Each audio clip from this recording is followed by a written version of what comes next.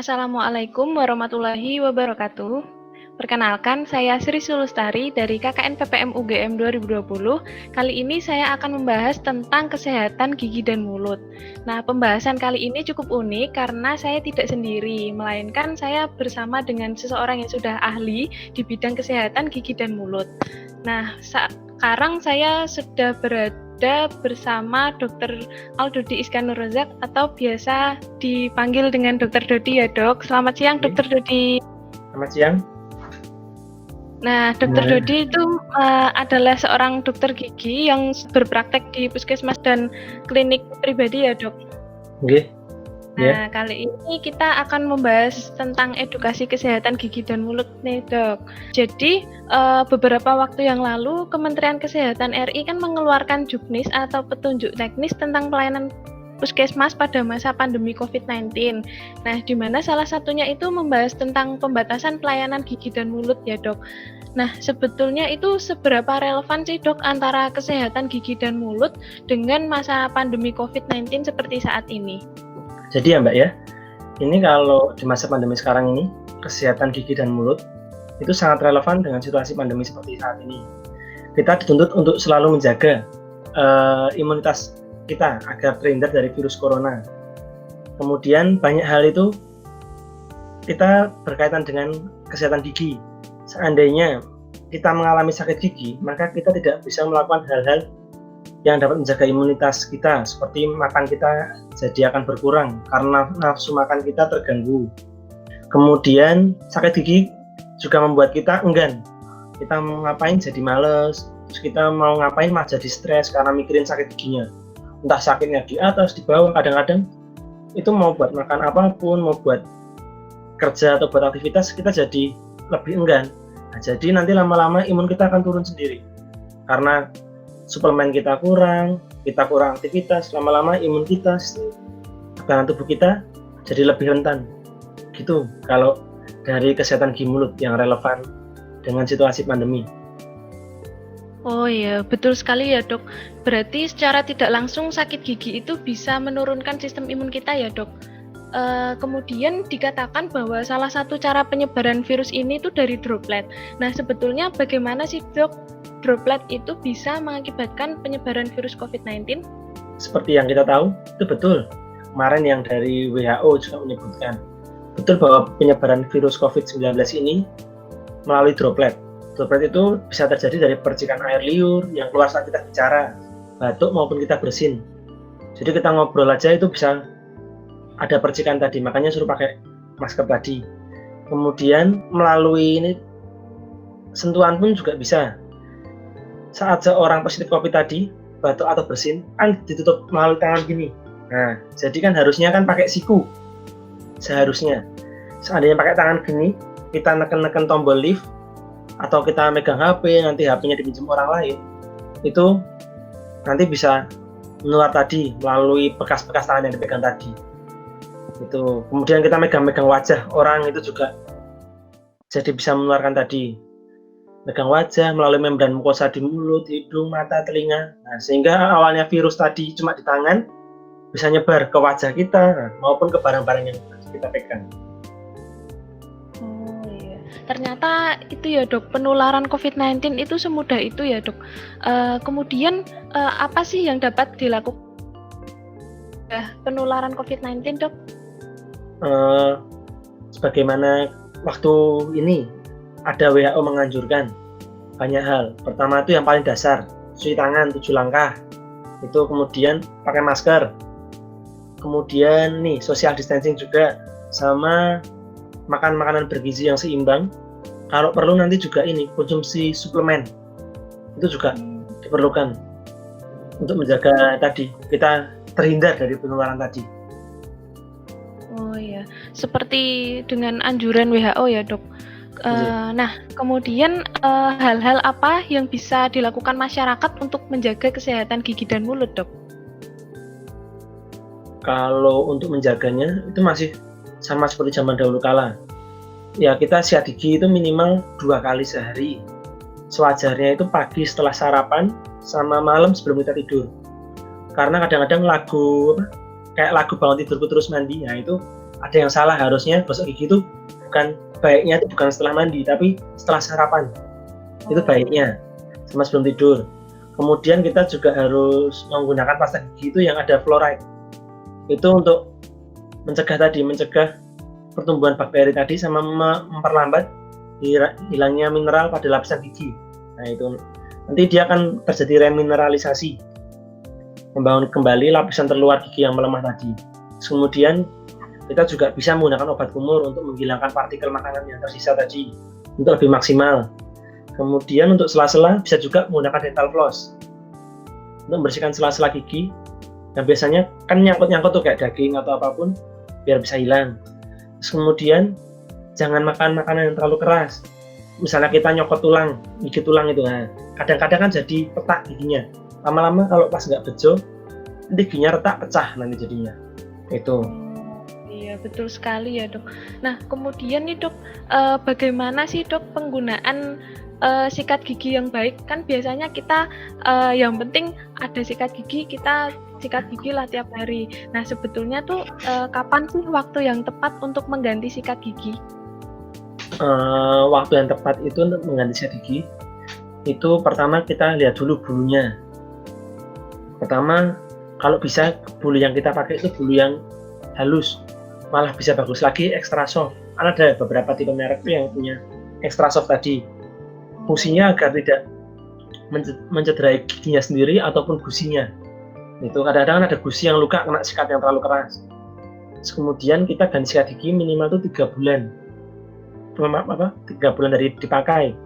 Atau paling enggak kita kadang-kadang beberapa sikat itu ada bulu-bulunya itu ada nanti kayak rusak gitu bulunya. Sama ada kayak warna-warna birunya itu hilang, luntur. Biasanya 2 bulan 3 bulan itu mulai luntur warnanya, itu berarti sudah waktunya untuk diganti. Biar nanti penggunaan sikat giginya bisa lebih maksimal lagi.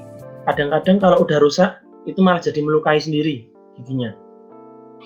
Itu. Oh ya, betul ya dok. Berarti jangan sampai kita menunggu sikat gigi rusak dulu ya dok baru diganti. Nah kemudian nih dok, gangguan kesehatan gigi dan mulut apa sih yang timbul jika kita tidak menjaga kesehatan gigi dan mulut? Sebenarnya banyak sih mbak. Itu yang paling utama itu biasanya gigi berlubang. Itu udah paling jelas, kita sering banget menemuinya. Itu karena tadi waktu kita nyikat gigi atau kita jarang sikat gigi, itu terjadi pembusukan makanan tadi di daerah gigi tadi oleh kuman tadi, sehingga giginya jadi berlubang tadi. Itu istilah paling awamnya tadi. Jadi nanti giginya lama-lama kayak keropos gitu, ada warna hitam-hitamnya, lama-lama jadi habis giginya. Itu karena karies atau gigi berlubang tadi. Terus kemudian penyakit yang biasanya berikutnya adalah gingivitis. Itu karena sisa makanan tadi di sepanjang tepian gusi, itu kadang-kadang jadi infeksi. Kadang-kadang pun juga bisa jadi karang gigi tadi. Makanya biasanya gingivitis tadi itu sebaiknya itu juga kita gosok gigi juga di tepi-tepi gusi dibersihkan. Makanya menggunakan sikat gigi tadi yang extra soft tadi. Kemudian mulut kering itu juga sering. Itu biasanya air liurnya itu berkurang. Itu bisa terjadi membuat kita sulit makan. Kalau kita air liurnya kurang, waktu memakan kan agak susah, menelan susah. Kemudian bisa juga resiko infeksi itu mulai meningkat nanti. Kemudian kalau mulut kering itu biasanya karena kita kena diabetes itu bisa jadi mulutnya kering, xerostomia. Merokok pun juga bisa, alkohol bisa, terus kadang-kadang beberapa penyakit bawaan itu bisa menyebabkan mulut kering. Kemudian tadi yang kayak gingivitis tadi itu karang gigi itu dari tadi plak, kadang ada yang bisa infeksi, kadang ada yang bentuknya mengeras, menjadi kayak kapur, kayak tembok itu. Makanya waktu dibersihkan karangnya kayak ada pecahan batu-batu kecil, nah itu karang gigi. Itu penyebab utamanya itu tadi dari plak tadi di sela-sela gigi. Nah terus kemudian dia mengeras, sehingga tadi itu keasaman pH-nya air jadi meningkat, jadi basah, jadi berkapur tadi kotoran tadi. Itu Mbak Ai. Oh iya, ternyata banyak juga ya dok penyakit tentang gigi dan mulut jika kita tidak menjaga kesehatan gigi dan mulut. Nah, maka dari itu kita penting sekali ya dok untuk menjaga kesehatan gigi dan mulut. Kemudian kembali ke pembatasan pelayanan gigi dan mulut nih dok. Nah, keluhan gigi seperti apa sih yang mengharuskan masyarakat itu pergi ke Fasiankes? Kalau dalam kondisi normal biasanya semua keluhan kita wajib. Tapi karena ini sekarang dalam masa pandemi COVID-19, itu sesuai juknis yang didapat hampir semua puskesmas pakai pedoman itu tadi, itu pelayanan yang dapat diberikan itu kalau di masa pandemi sekarang ini mungkin agak lebih sedikit ya. Seperti yang terutama itu kita ada nyeri yang tidak tertahankan sekali. Itu biasanya istilahnya baru kita ke puskesmas atau ke pelayanan kesehatan untuk mencegah tadi penularan tadi. Biasanya nyeri tidak tertahankan. Kemudian gusi bengkak ataupun ada pembengkakan di daerah gigi yang kadang-kadang itu mengganggu jalan nafas atau mengganggu dia sakit atau gimana tadi. Kemudian ada perdarahan tidak terkontrol. Itu dari tadi gusi bengkak tadi itu terkadang bisa muncul tadi perdarahan yang tidak terkontrol tadi. Kemudian perdarahan yang tidak terkontrol tadi itu bisa juga muncul dari trauma pada gigi ataupun tulang wajah. Misalnya kita kecelakaan tadi.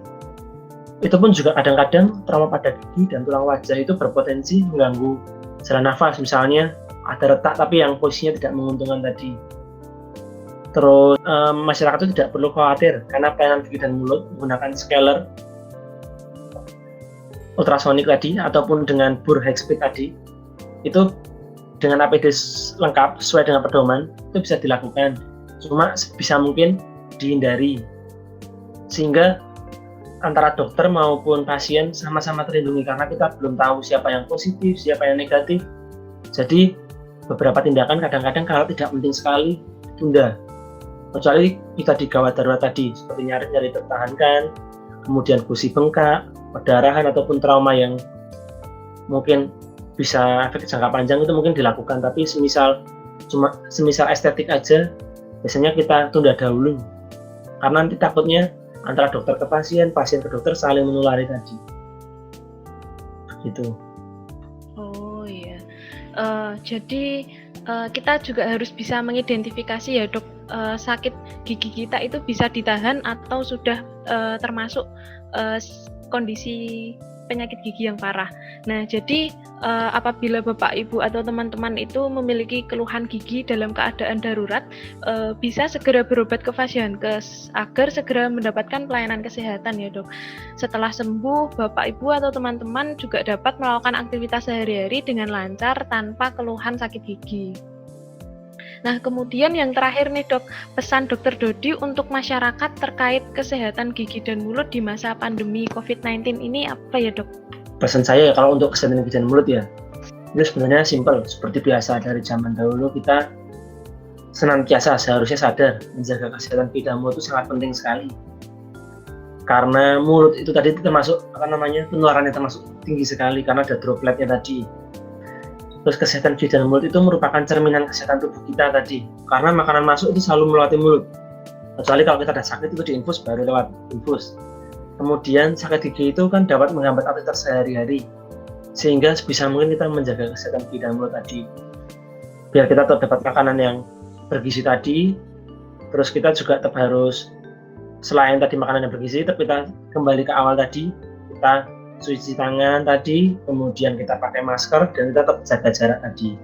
Sama kita tetap selalu berdoa, sama bersyukur dan terus tetap semangat tadi. Begitu Mbak.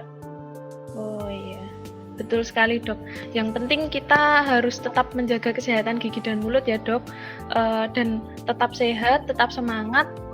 Semoga pandemi COVID-19 ini segera berakhir ya dok. Nah, kita sudah selesai diskusi kita hari ini ya dok. Terima kasih ya Dokter Dodi atas edukasi yang telah diberikan. Semoga informasi yang kita peroleh bisa bermanfaat bagi kita semua ya dok.